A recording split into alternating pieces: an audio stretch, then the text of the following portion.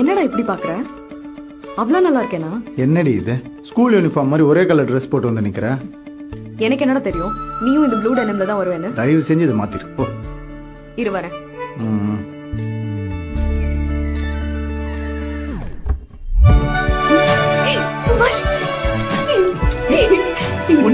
போனோம்டா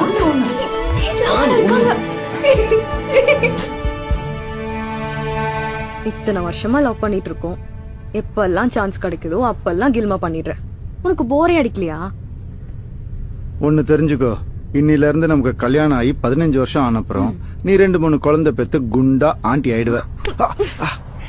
அப்ப கூட சான்ஸ் கிடைக்கும் போது நான் உன்னை கில்மா பண்ணலன்னா ஒண்ணு எனக்கு உன் மேல லவ் இல்லைன்னு அர்த்தம், இல்ல நான் வேற யாரு கூட அஃபேர்ல இருக்கேன்னு அர்த்தம். நல்ல காதலுக்கு கில்மா ரொம்ப முக்கியம்.